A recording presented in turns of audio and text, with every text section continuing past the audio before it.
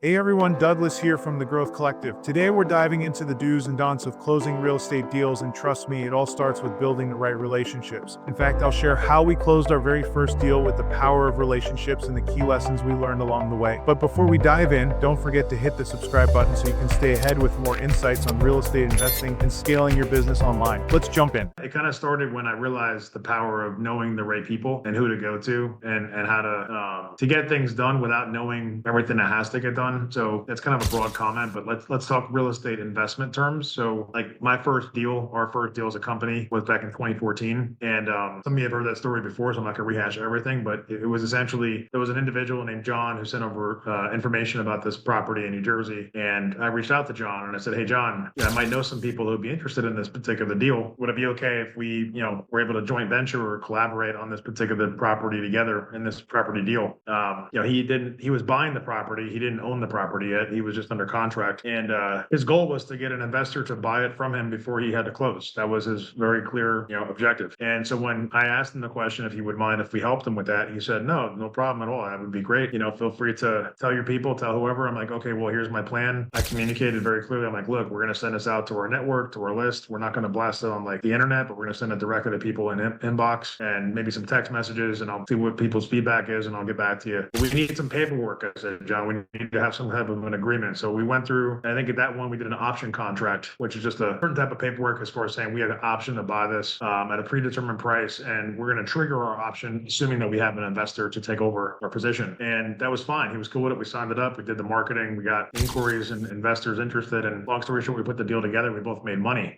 John has been in the business, or at that time, he had been in the business for a couple of decades. So first thing I'll say is don't justify or judge somebody's experience as being the reason why they would or wouldn't do something. Because with John, he was seemingly very experienced, but he needed help getting the deal closed, and I offered to help, and he was willing to let me help him. And it helped us do our first deal. So it was a win-win, because really he won, we won, plus the buyer ultimately won.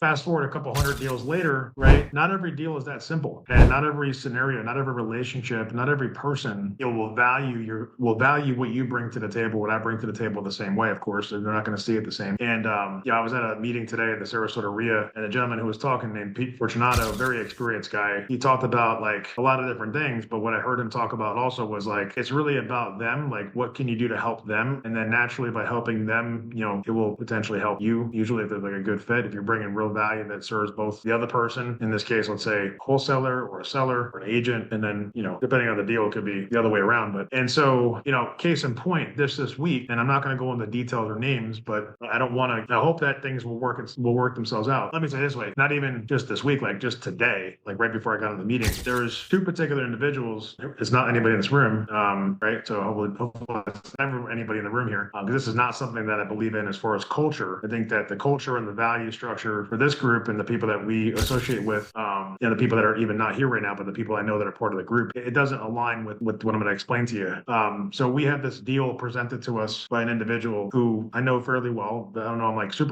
well. And he says, hey, I got this property under contract. I'm looking to get this number. And, we're ramping things up as far as relationships. And we're looking at really growing the wholesale business, as a lot of you might have heard me talk about. And we value relationships. We value people that bring us opportunities. We value people that have, the interest in buying investment deals and want to invest in those wholesale opportunities. So we play on, kind of both sides of the spectrum. The two boards behind it, like one is, hey, investors, wholesalers, and the other one's investors that want to buy. And so there's no secret that like when I go to this person, I say, hey, listen, I've got somebody who I think will be interested. He's somebody I know pretty well. He's actively looking to purchase. I've talked to him multiple times. I've met him multiple times. I'm going to have him go meet you and take a look at what you have available. And I'm trusting that when he goes there, if he asks about pricing, you bring him back to me. And if there's any kind of negotiation, we'll discuss it as a group. Yeah, that's fine. It's all good.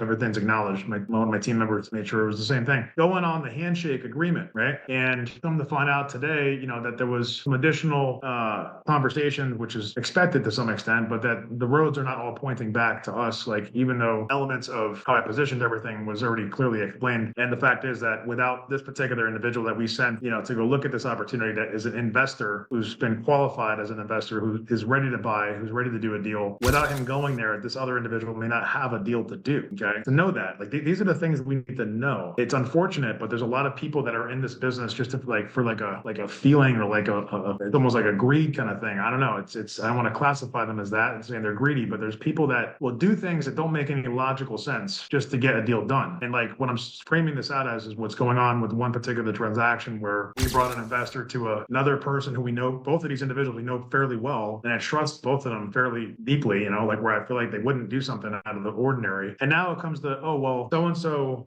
mentioned that he's able to do a better price than what you told me the price is. And I said, well, that's fine. We could still all make money on this deal. So-and-so is knowing that I brought you to so-and-so, and that without me helping bring my so-and-so to you, like we wouldn't have a deal so-and-so, okay? Like there would be no deal. So basically bottom line is that now there's some rumblings of a discussion where like, oh, well, I'm already in discussion. We don't need your help anymore. Thanks for making the connection. And that just doesn't, in this circumstance, right? In this particular circumstance, it's not like we went and said, hey, John, hey, go talk to so-and-so and you guys should go figure out how to work together. Good luck. Have a nice day. Literally the business model that we've explained to both of these individuals, of which now are kind of on my gray list, which would be like not a blacklist, but like becoming a problematic issue, right? There could be people I send deals to or get deals from. Basically, they're at the risk of losing my trust and relationship in that capacity, which is going to diminish their long-term objectives, not because of who I am. I'm not saying, oh, look at me, I'm Doug, here I am going to make big waves, but it's really the fact that I do have level of influence, and I'm not going to say that I want to do business in that way, because when people break that kind of trust in the first like connection point that you're making, right, with two people that you're trying to help make money together, and then they have the audacity, the capacity to think that it's okay to just go around and circumvent. And the fact is that you go into that conversation setting the expectation, being very clear, saying, look, I don't need to put paperwork in place because I know you. And same thing with this guy. And we've talked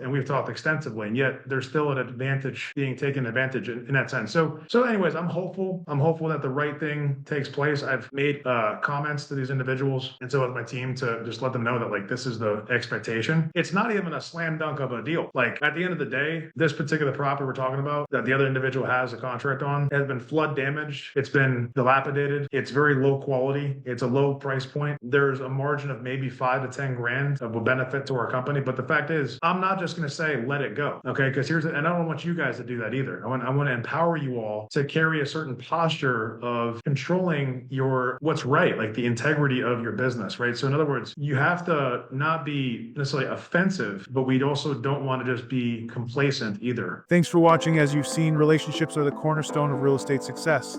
Remember, trust, communication, and collaboration can turn potential deals into profitable outcomes. If you found this helpful, don't forget to hit that like button, subscribe to this channel, and share your thoughts or questions in the comments below.